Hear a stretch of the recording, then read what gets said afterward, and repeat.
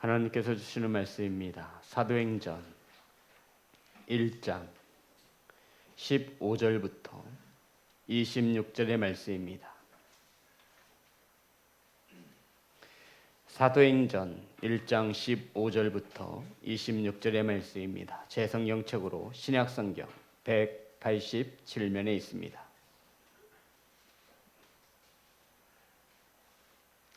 다 찾으셔서 한 절씩 교독하여 올리겠습니다.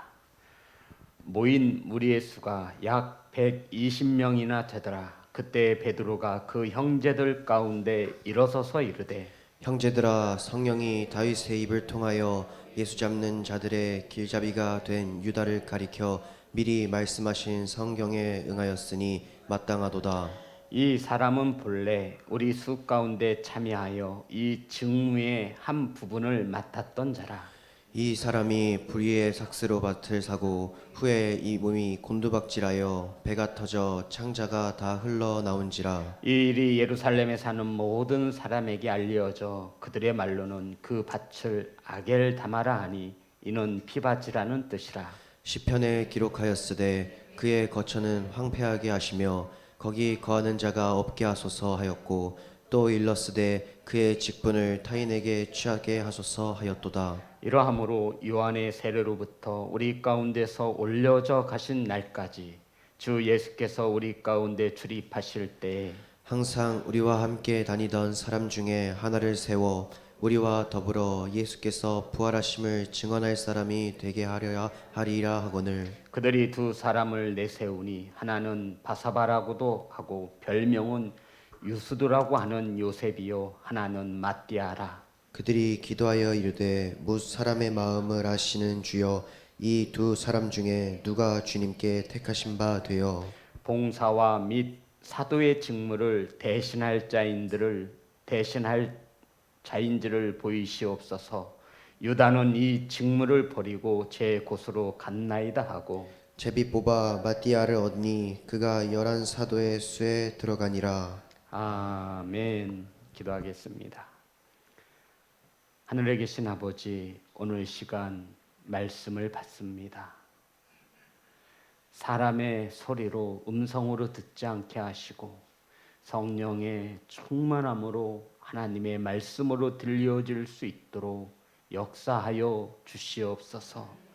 말씀을 전할 때 성령께서 함께 하셔서 능히 하나님의 말씀을 바르게 선포할 수 있도록 일하여 주시옵소서. 예수님의 이름으로 기도드렸습니다. 아멘. 인사 나누겠습니다. 사랑합니다. 축복합니다. 오늘 함께 은혜 나누실 말씀의 제목은 뭇 사람의 마음을 아시는 주여. 따라하겠습니다. 뭇 사람의 마음을 아시는 주여. 우리 성도님들 지난 시간 기억나시나요? 초대교회가 세워지는 계기가 된 것이 바로 오늘 본문의 말씀입니다. 누가복음은 예수님께서 하늘로 올려져 가는 모습을 보고 제자들이 돌아와 어디로 들어갔다라고 말씀드렸죠? 예루살렘 성전이었습니다. 그런데 사도행전에서는 똑같은 예수님의 승천을 기록하면서 제자들이 돌아와 어디로 들어갔죠? 다락방으로 들어갔습니다. 더 이상 성전에 머물러 계시는 주님이 아님을 말하고 있는 거예요. 이 성전은 예배를 드리는 곳인데 서기관과 바리새인들의 본부가 되어서 회칠한 무덤처럼 이 성전에서 모든 것이 형식적인 예배가 드려졌습니다. 이제 이러한 성전 중심의 삶이 아니라 예수 그리스도가 하늘로 올라가신 후에 다락방에 모여진 120명의 제자들을 통해서 초대교회가 세워지는 그 초석을 다루고 있다라고 말씀을 드렸습니다. 오늘 본문도 마찬가지로 제자들은 부활하셔서 하늘로 올라가시는 예수님의 말씀에 순종합니다. 예루살렘을 떠나지 말고 아버지께서 약속하신 것을 기다리라. 그 약속하신 것이 무엇이죠? 성령. 그래서 그들은 다락방에 모였습니다. 그 무리의 수가 120명이라고 성경은 우리에게 가르쳐주고 있습니다. 이렇게 함께 모여 성령을 기다리며 기도할 때에 베드로가 가운데에서 일어섭니다. 그리고는 무엇인가를 하나 제안했습니다. 이것이 바로 오늘 본문의 말씀입니다. 15절. 다 같이 합독합니다. 시작. 모인 무리의 수가 약 120명이나 되더라. 그때 베드로가 그 형제들 가운데 일어서서 이르되. 성도 여러분, 예수님께서는 제자들에게 예루살렘을 떠나지 말고 아버지께서 약속하신 성령을 기다리라 말씀하셨고, 제자들은 그 말씀에 순종하여 다락방에 모여 온전히 마음을 같이하여 기도하는 일에 힘을 썼습니다. 그런 가운데 베드로가 갑자기 무리 가운데 벌떡 일어나서 한 가지를 제안하는 것이죠. 성도 여러분, 오늘 본문 속에서 베드로가 무리 가운데 일어났다라는 것은 앞으로 이 사도행전의 역사를 누구를 통해서, 베드로를 통해서 이루어 가시겠다라고 하는 하나님의 뜻이 숨겨져 있는 것입니다. 베드로 다음에 누가 그 바통을 이어받죠? 우리 첫 시간에 했잖아요. 네, 바울이 이어받습니다. 지금 이 초대교회 리더는 바로 베드로가 되는 것이죠.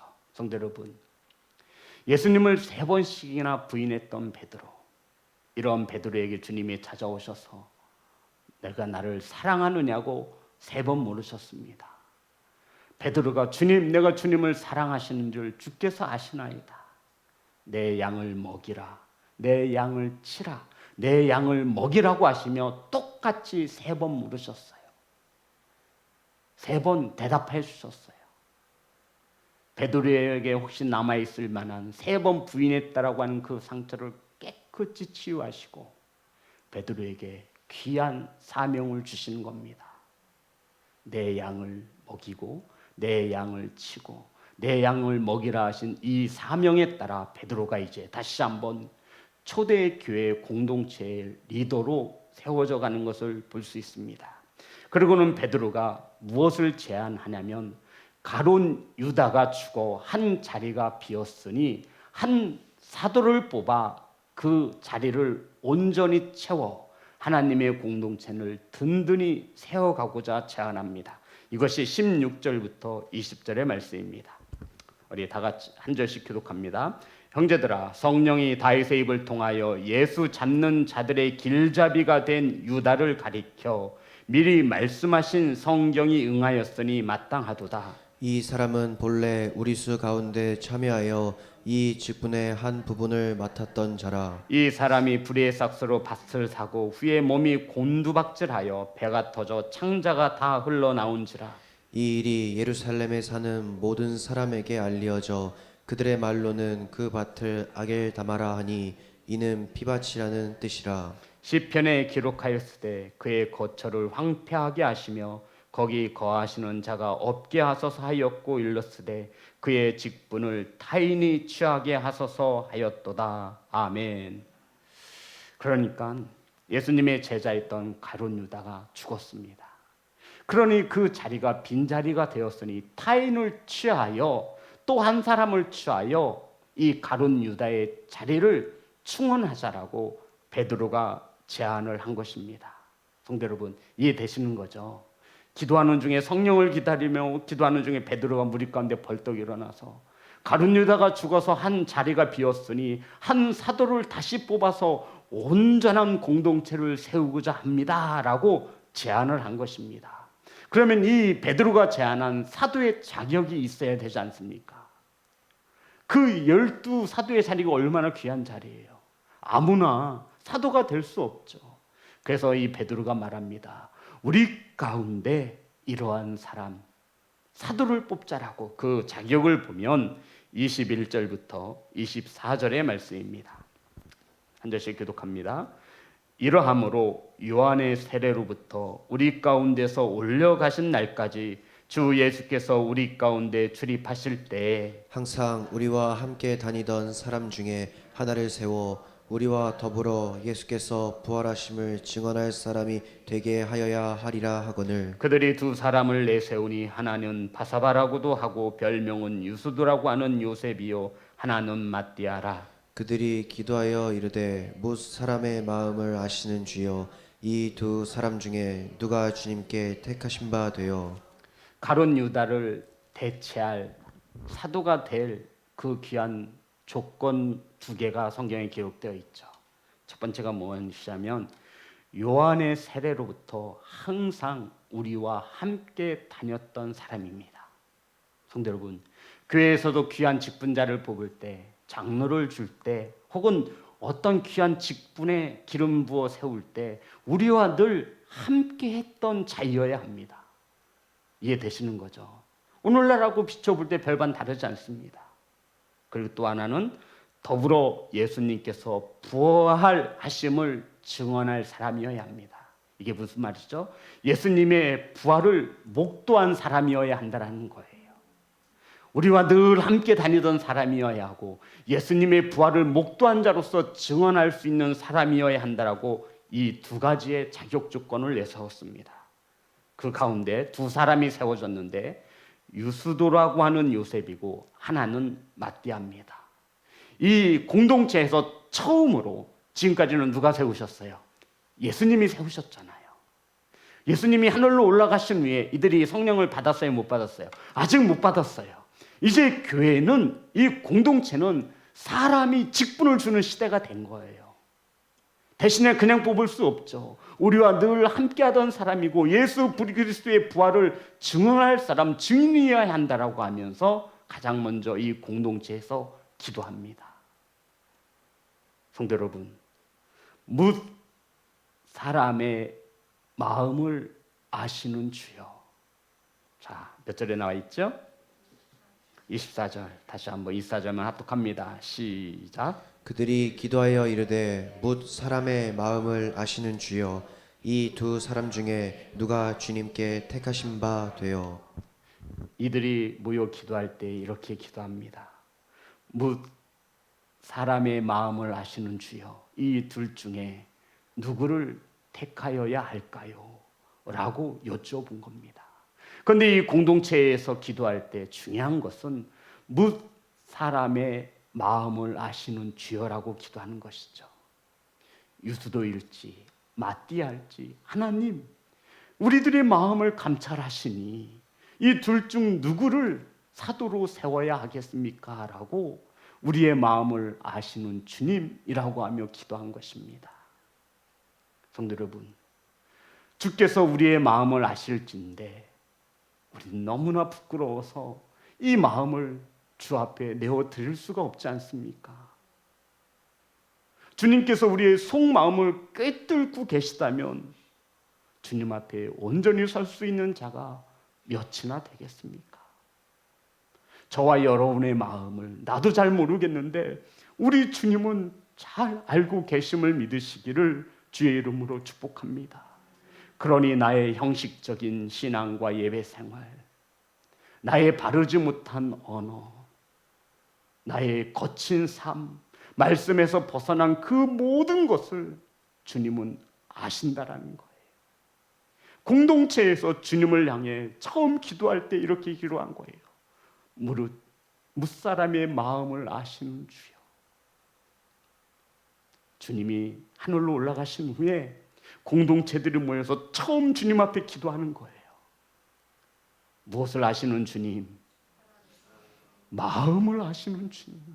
성도 여러분, 저와 여러분의 간절한 기도의 고백 속에도 이러한 기도가 녹아져 있기를 소망합니다. 내 마음을 아시는 주님, 우리가 주님을 얼마나 많이 속이려고 합니까? 근데 주님은 우리의 마음을 알고 계시대요. 이러한 주님을 속이려고 우리는 지혜롭다라고 생각하고 스스로 능력 있다라고 생각합니다. 하지만 우리 주님은 저와 여러분의 생각과 마음을 아시는 주님이십니다. 이 명제 앞에, 이러한 주님 앞에 우리는 낮아질 수밖에 없고 주님의 사랑에 감사할 수밖에 없습니다. 사랑하는 성도 여러분, 기억하십시오. 주님은 우리의 마음을 아십니다. 나의 마음뿐만 아니라 내 옆에 함께 공동체에 속해 있는 성도의 마음도 아십니다. 내 자녀의 마음도 아십니다. 그러니 너무 속상해하지 마세요. 주님이 우리의 마음을 아시지 않습니까? 그 마음을 아시는 주님에게 위로 받으시기 바랍니다. 사람에게 위로 받을 생각일랑 애초에 하지를 말아야 돼요. 사람은 믿음의 대상이 아니라 사랑의 대상인 것을 믿으시기를 주의 이름으로 축복합니다. 이렇게 기도한 후 제자를 뽑습니다. 사랑하는 성도 여러분, 무 사람의 마음을 아시는 주님. 따라합니다. 마음. 하나님이 우리에게 주시는 마음이 있는데 그 마음은 두려워하는 마음이 아니요 오직 디모데후서 말씀을 찾습니다. 1장 7절입니다.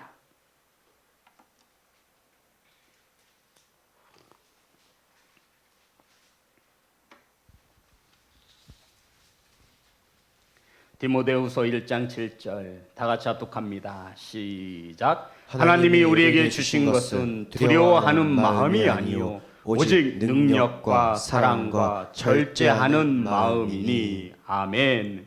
능력과 사랑과 절제하는 마음입니다. 능력과 사랑과 절제하는 마음. 이것은 저와 여러분이 갖고 싶다고 해서 가져지는 것들이 아니에요. 누가 주시는 거예요? 하나님이 주셔야 가질 수 있는 거예요. 능력, 사랑, 절제. 성도 여러분, 마지막에 뭐예요? 절제. 참으로 합당한 마음입니다. 절제할 수 있는 그러한 귀한 성도가 되시기를 주의 이름으로 축복합니다. 이러한 마음을 가진 성도가 되어줬으면 좋겠습니다. 이 제자를 뽑을 때 제비를 뽑습니다. 26절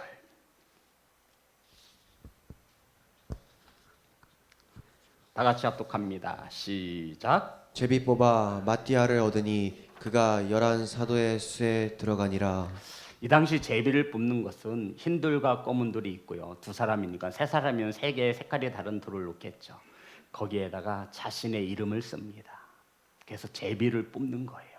그랬더니 누가 선택이 돼요? 마띠아. 목사님 무슨 그 귀한 직책을 하는데 제비를 뽑아요? 라고 생각을 할 수 있잖아요. 그런데 여기서 제비를 뽑나 할 때 이 뽑다라고 하는 제비를 뽑다라고 하는 것은 헬라어로 보면 성경 원어를 보면 직무를 맡기다라고 하는 뜻이 포함되어 있습니다. 그러니까 하나님의 뜻에 따라 하나님께서 누구에게 마띠아에게 직무를 주셨다라고 해석을 하는 것입니다.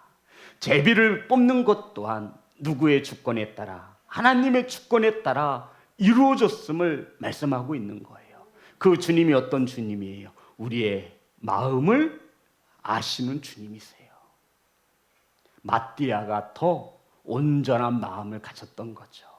그래서 하나님께서 마띠아를 제비 뽑게 하시고 그 가룟 유다의 귀한 직무, 여기서 말하는 직무, 이 직무를 행하도록 하셨다는 겁니다. 성도 여러분, 우리가 이 성경을 볼 때 마띠아가 중요한 게 아니에요. 마띠아는 이 이후로 성경에 한 번도 안 나와요. 우리가 기억해야 할 것은 이거예요. 가룟 유다가 죽고 한 빈자리가 생겨서 그를 대신할 자로 뽑았다라고 생각하면 옳지 않아요. 틀린 것은 아니지만 정답은 아니에요. 이렇게 생각할 수 있잖아요. 가룟 유다가 죽어서 그 가룟 유다를 대신할 한 제자가 필요해서 한 사람을 뽑았다. 일꾼 한 명이 모자라서 일꾼을 보충했다라고 생각하면 옳은 것은 아닙니다. 왜냐하면 여기에서 한 사람이 뽑아진 것은 이러한 의미가 있기 때문입니다. 8절입니다. 8절 다 같이 합독합니다. 시작. 오직 성령이 너희에게 임하시면 너희가 권능을 받고 예루살렘과 온 유대와 사마리아와 땅끝까지 이르러 내 증인이 되리라 하시니라. 아멘. 성도 여러분, 가룟 유다의 빈자리를 누구로 채운 거예요? 네, 마띠아인데 가룟 유다의 빈자리 일꾼 한 사람으로 채운 것이 아니라 일손이 모자라서 사람을 채운 것이 아니라 무엇으로 채웠다라고 성경은 말하고 있는 거예요? 증인이요. 따라합니다. 증인. 증인으로 뽑았다고요. 이해되시는 거죠? 내 증인이 되리라. 이 초대교회 공동체에서 그래서 가룟 유다로 인하여 비어진 그 한 자리에 또 한 명의 무엇을 뽑은 거예요? 증인을 뽑아 세운 것이에요. 이 증인이 어떤 증인이에요? 사마리아와 유다와 땅끝까지 이르러 내 복음을 전할 자, 이런 증인으로 뽑아 세우신 것입니다. 사랑하는 성도 여러분, 그런데 이 하나님의 나라는요, 저와 여러분이 갖고 싶다고 해서 가질 수 있는 나라가 아니죠. 하나님의 나라를 전하는 증인으로 맏자를 뽑으셨는데, 이 하나님의 나라는 저와 여러분이 갖고 싶다고 해서 가질 수 있는 나라도 아니고, 저와 여러분이 만들고 싶다고 해서도 만들 수 있는 나라도 아닙니다. 이 하나님의 나라, 하나님 나라의 증인은 마태복음 25장 34절입니다.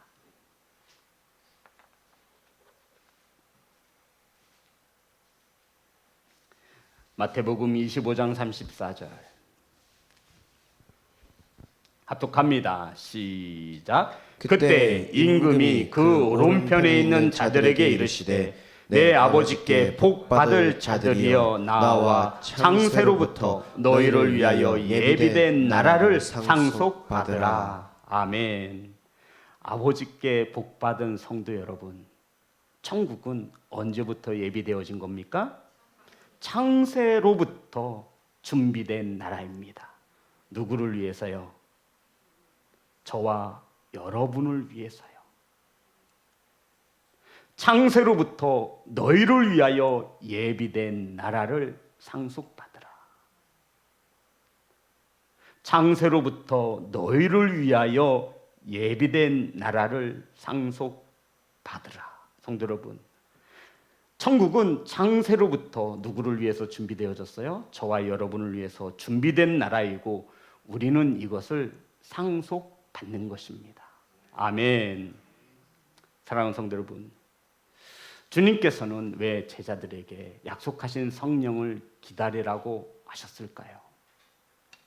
정답은 이와 같습니다. 이제 새로운 공동체가 세워지는데, 그 공동체는 영적인 공동체라고 말하고 있는 거예요.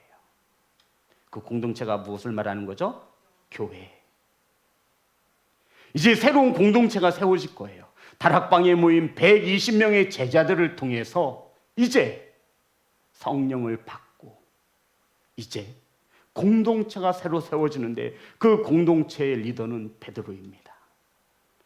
그런데 이 공동체는 세상에 있는 공동체와 다른 영적인 공동체여야 해요. 그래서 반드시 무엇이 필요한 거예요? 성령이 필요한 것입니다. 사랑하는 성도 여러분, 이 말씀은 앞으로 성령께서는 혼자 일하지 아니하시고 누구와 함께 일하고 싶다라는 거예요. 공동체 교회를 통해서 누구로? 저와 여러분과 함께 하나님의 일을 이루고 싶다라고 말씀하고 있는 거예요. 성령은 혼자서도 하실 수 있어요. 성령 하나님은 혼자서도 이룰 수 있어요. 그런데 왜 주님은 우리에게 성령을 받으라고 말씀하셨냐면, 이제 성령께서는 이 땅에 오시면서 혼자서 일하기를 원치 않으세요. 공동체를 통하여 누구와 함께? 저와 여러분과 함께 하나님의 나라를 세우기를 원하시는 것입니다. 저와 여러분은 이 나라를 세울 수 없기에 반드시 성령님과 함께 세워 나아가야 합니다. 그래서 주님은 반드시 성령을 힘입어 성령을 받으라 말씀하고 있는 것입니다. 우리와 함께 동행하시는 성령에 의하여 능력을 받아 귀한 직무를 감당할 수 있다라고 말씀하고 있는 것입니다. 그것은 곧 하나님의 나라를 상속받기 위하여 우리는 반드시 성령을 받아야 한다라는 소리입니다. 성도 여러분, 우리를 하나님 나라, 천국을 받을 상속자로 우리를 세우시기 위하여 우리는 반드시 성령을 힘입어야 합니다. 이러한 새로 세워지는 공동체에 베드로가 리더가 되어진 것입니다. 그럼 성도 여러분, 왜 성령께서는 이 땅에 오셔야만 했는가? 왜 주님이 하늘로 올라가신 후에 이 땅에 성령을 보내셔야만 했습니까? 정확하게 성경은 우리에게 답을 가르쳐주고 있어요. 에베소서 2장 20절부터 22절. 성도 여러분, 이 말씀을 이해하지 못하면 우리가 성령을 그저 뜨거운 불로만 알고 있는 거예요. 성령께서 이 땅에 오시는 목적입니다. 제자들에게 성령을 기다리라고 하신 이유는 이제 새로 세워질 공동체는 영적인 공동체인데 하나님의 나라를 상속받기 위하여 우리는 성령을 기다려야 한다라고 말씀드렸습니다. 그러면 성령께서 이 땅에 오시는 목적은 무엇이냐면 에베소서 2장 20절부터 22절 다 같이 합독합니다. 시작. 너희는 사도들과 선지자들의 터 위에 세우심을 입은 자라. 그리스도 예수께서 친히 모퉁이 돌이 되셨느니라. 그의 안에서 건물마다 서로 연결하여 주 안에서 성전이 되어가고 너희도 성령 안에서 하나님이 거하실 처소가 되기 위하여 그리스도 예수 안에서 함께 지어져 가느니라. 아멘. 성도 여러분, 여기서 너희는 사도들과 선지자들의 터 위에 세우심을 입은 자라 할 때 이 너희는 교회를 가리키는 것입니다. 다시 말해 성령께서 이 땅에 오시는 가장 큰 목적이 무엇이냐면 우리에게 권능을 주셔서 일하라고 성령께서 이 땅에 오신 것이 아니라, 잘 들으셔야 합니다. 성령께서 이 땅에 오신 이유는 성령을 받고 열심히 주의 일 하라고 이 땅에 오신 것이 아니라, 물론 이것도 포함돼요. 하지만 이것보다 더 중요한 목적이 있어요. 무엇이냐면 저와 여러분을 새로운 피조물로 고치시기 위함입니다. 고치시려고 오신 거예요. 누가요? 성령께서 우리를 고치시기에 오셨더라고요. 누가요? 성령께서. 고친다라는 것이 조금 부적절한가요? 그러면 이렇게 말씀드릴게요. 우리를 새롭게 하시기 위해 오셨습니다. 이 표현을 이렇게 표현하고 있어요. 그리스도 예수 안에서 함께 지어져 가느니라. 성도 여러분, 만들어진 상태가 아니에요. 지어져 가느니라. 언제까지 지어져 갈까요? 죽을 때까지. 죽을 때까지. 우리는 지금 미완성의 단계예요. 주님께서 우리에게 숙제를 내주셨죠. 내 증인이 되라. 됐어가 아니에요. 되라. 내 증인이 되라. 성도, 우리는 증인이 되어야만 해요. 이 본문 속에서 그리스도 예수 안에서 함께 지어져 가느니라. 아멘. 그리고는 너희도 성령 안에서 하나님의 거하실 처소가 되기 위하여. 성도 여러분, 하나님이 저와 여러분과 함께 거하실 처소가 되기 위하여 성령께서 오신 것을 믿으시기를 주의 이름으로 축복합니다. 성령께서 하나님이 거하실 처소로 만들기 위해 오셨다라는 거예요. 그래서 우리를 고치시는 거예요. 제가 이렇게 표현을 한 거예요. 하나님이 거하실 만한 처소는요, 더러우면 안 돼요. 그러니 고쳐서 새롭게 하셔야죠. 인테리어 새로 해야 되는 거예요. 이 상태로는 우리가 성령을 받을 수 없어요. 하나님이 거하실 만한 처소가 되기 위하여 성령이 이 땅에 오신 것을 믿는 귀한 성도가 되시기를 주의 이름으로 축복합니다. 하나님이 거하실 만한 처소로 세우시기 위하여 성령이 오신 거예요. 성도 여러분, 하나님이 나와 함께 하시기 위하여 반드시 우리는 성령을 힘입어야 합니다. 성령 안에서 하나님이 거하실 처소가 되기 위한 것이 성령이 공동체에 하시는 첫 번째 사역입니다. 성령께서 우리 공동체에 어떤 일을 하시냐면 하나님이 거하실 만한 성전이 되기 위해서 하신다는 거예요. 이것을 저와 여러분이 성전인 것인데 하나님이 거하실 만한 처소가 되기 위하여 성령께서 이 땅에 오셔야 했던 것입니다. 능력을 주시는 것도, 일을 하게 하시는 것도 성령이 오시는 이유 중에 하나이지만 이보다 더 중요한 것은 성령의 공동체에 임하여 각 사람 하나님이 거하실 만한 처소로 세우시기 위해 오셨다라고요. 그런데 하나님이 거하실 만한 처소를 이것은 잊어버리고 성령 받아서 하나님의 일을 열심히 하라고만 이야기하는 거예요. 그러다 보니 교회에 여러 가지 부작용이 나요. 성령은 충만한 것 같은데 옆에 있는 성도에게 상처를 줘요. 질서를 무시해요. 성령께서 시키셨대.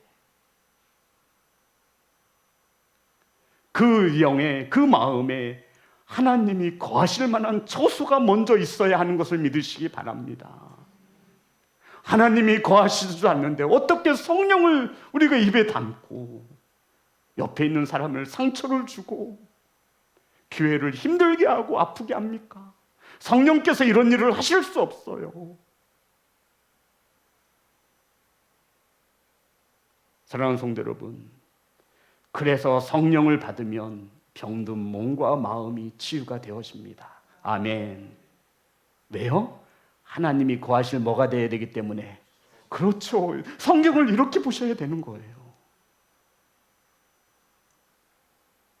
우리의 생각을 바꾸시고, 아멘, 우리의 생각을 뜯어 고치시는 거예요. 누가 거하시기에 합당하도록 하나님이 거하실 만한 처소가 되기 위해서 이것을 누가 하시는 거예요? 그렇죠. 그래서 성령이 오셔야 되는 거예요. 성도 여러분, 그래서 저와 여러분의 힘으로는 못한다라고 인정하시라고요. 저와 여러분은 죄인인 것을 인정하시라고요. 우리 힘으로는 하나님을 모실 수 없다라고요. 그래서 우리는 반드시 성령의 도우심을 힘입어야 합니다. 하나님이 거하실 처소가 되시는 귀한 성도 여러분, 하나님의 영이 없으면 우리는 그리스도인이 아닙니다. 로마서 8장 14절과 15절입니다.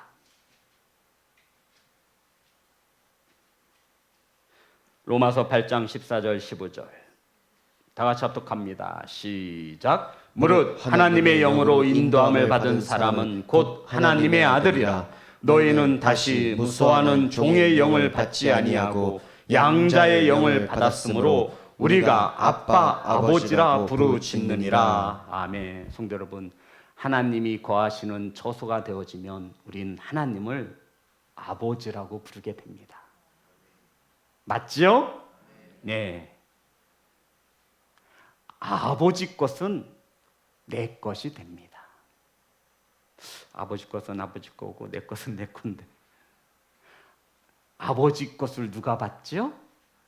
자녀만이 받습니다. 이것을 성경에는 상속이라고 말하고 있어요. 저와 여러분은 하나님의 나라를 상속받을 자임을 믿으십니까? 그러면 저와 여러분은, 하나님은 나의 아버지가 되고 저와 여러분은 하나님의 자녀가, 아들이, 딸이 되는 것이죠. 믿으시기 소망합니다. 그래서 성령께서 오시면 가장 먼저 우리의 신분의 변화가 되는 거예요. 하나님을 아버지라고 고백하게 되는 거예요. 하나님이 거하시면 하나님의 나라 천국이 상속받아지는 것입니다.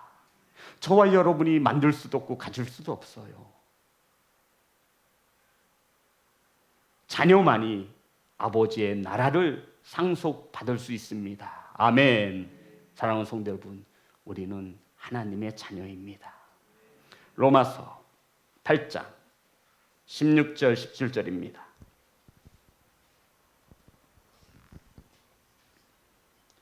자녀가 하나님께 상속받는 천국을 갖기 위해서는 또 하나를 반드시 가져야 합니다. 다 같이 합독합니다. 시작. 성령이 친히 우리의 영과 더불어 우리가 하나님의 자녀인 것을 증언하시나니 자녀이면 또한 상속자 곧 하나님의 상속자요 그리스도와 함께 상속자니 우리가 그와 함께 영광을 받기 위하여 고난도 함께 받아야 할 것이니라. 아멘. 성도 여러분, 성령께서는 우리와 더불어 함께 하시기를 원하십니다. 아멘.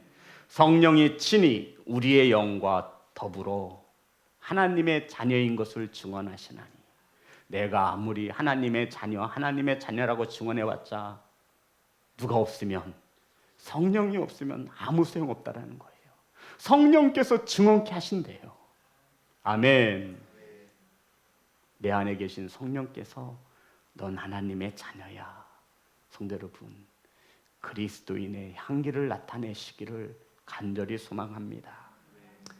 자녀이면 또한 상속자. 로마서 8장 17절 우리 다 같이 한 목소리로 합독하겠습니다. 시작. 자녀이면 또한 상속자 곧 하나님의 상속자요 그리스도와 함께한 상속자니 우리가 그와 함께 영광 받기 위하여 고난도 함께 받아야 할 것이니라. 성도 여러분, 상속자들은 영광만 있는, 여기서 영광은 천국을 말하는 거예요. 하나님의 나라를 말하는 거예요. 하나님의 나라를 상속받기 위해서 성도 여러분, 이 땅에서 아버지에게 무엇인가를 상속받으면 우리는 상속세라는 걸 내요. 증여세. 그렇죠? 이 말씀을 묵상하다가 그러면 자녀인 우리들이, 하나님의 나라인 자녀인 우리들이 하나님 나라를 상속받는데 공짜가 아니더라고요. 상속세를 내야 돼. 그게 성경에 보니 뭐라고 나와 있어요? 고난이래요. 고난. 근데 영광만 받으려고 하지 이 고난 받기는 싫어한다라는 거예요. 아니에요, 성도 여러분. 속지 마세요. 십자가의 길을 걷는다 해서 영광만 있는 것이 아니에요. 고난이 있는 것이 당연한 거예요. 예수를 믿는데 왜 힘드냐고요? 아니, 힘든 게 당연한 거예요, 성도 여러분. 누가 예수님을 믿는데 꽃길만 걷는데요? 아니에요. 고난의 길이라고 나와 있잖아요. 좁은 길이에요. 십자가의 길이에요. 그 영광을 받기 위하여 이 고난의 길을 걸을 때 저와 여러분의 힘으로 걸으면 넘어질 수밖에 없어요. 그래서 우리에겐 누가 필요한 거예요? 그렇죠. 그래서 우리는 성령을 기다려야 돼요. 성령을 반드시 받아야 돼요.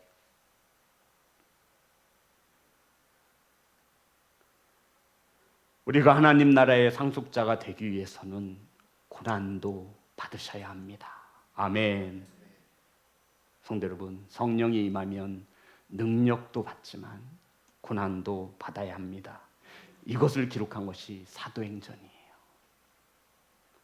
사도들이 성령을 받고 얼마나 많은 능력을 행합니까? 사도들 맞아요, 안 맞아요? 핍박 받아요, 안 받아요? 죽도록 받죠. 몽둥이에 맞고 돌에 맞고 고소당하고 감옥 가고.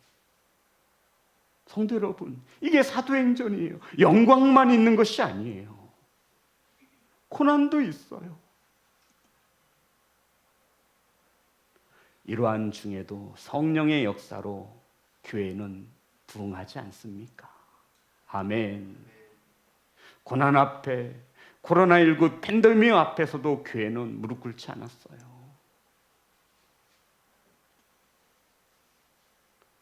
많은 이들이 능력만을 바라지, 영광만을 바라지 고난은 받지 않으려고 합니다. 하지만 성경은 말합니다. 하나님 나라를 상속받을 자녀들은 영광뿐만이 아니라 고난도 함께 받아야 할 것이니. 아멘. 성도 여러분, 어려운 일 앞에서 피하지 마세요. 하실 수 있어요. 헌신과 봉사가 부담이 되십니까? 내 안에 성령의 음성을 귀담아 들으세요. 분명히 감동 주실 겁니다. 그때 순종하고 행하면 성령께서 내 마음을 아시니 아멘 도우시는 줄 믿습니다. 이게 사도행전의 역사예요. 사랑하는 성도 여러분, 우리가 하나님 나라를 상속받는 자녀라면 우리가 그 귀한 대가에 무엇인가를 행해야 합니다. 그것이 바로 고난받는 것입니다. 그래서 고난받을 때 기뻐하라 말씀하고 있는 거예요. 그 뜻은 내가 하나님 나라에 뭐라는 거예요? 상속자라는 뜻이에요. 사랑하는 성도 여러분, 성령이 오셔서 우리에게 바라시는 것이 고난과 환난을 통해서 우리의 성품을 변화시키시고 우리의 믿음을 성장시키는 것을 믿으시기 바랍니다. 그래서 결국 하나님이 거하시는 뭐가 되기 위해서 처소로 세우시기 위하여. 사랑하는 성도 여러분, 천국은 저와 여러분이 만들 수도 없고 저와 여러분이 갖고 싶다고 해서 가질 수도 있는 게 아니에요. 오직 상속만을 받아서 가질 수 있어요. 이해되셨죠? 천국은 오직 상속을 받아야만 가질 수 있어요. 누구에게 상속받는 거죠? 아버지. 상속받기 위해서 저와 여러분은 아버지의 자녀가 되어져야 합니다. 자녀이십니까? 예. 이것을 성령께서 하시는 일이에요. 하나님의 자녀가 될 수 있도록, 하나님이 거하시는 처소가 될 수 있도록 성령께서 우리를 고치시는 거예요. 아멘. 삐뚤어진 생각, 말씀에서 벗어나는 수많은 죄악들을 성령께서 다듬으시는 거예요. 내 마음을 아시는 주께서 성령을 보내시어 하나님이 거하실 수 있는 처소가 되기 위해서. 사랑하는 성도 여러분, 우리가 오해하는 것 중에 하나가 성령 받고 그거 힘으로 일을 한다라고 생각을 합니다. 예, 틀린 말은 아닙니다. 우리는 권능을 받아 주님의 증인이 될 수 있습니다. 그런데 우리는 교회에서, 이 공동체 안에서 성령 받은 하나님이 거하시는 처소가 된 성도의 삶을 먼저 살아내셔야만 해요. 일하기 전에.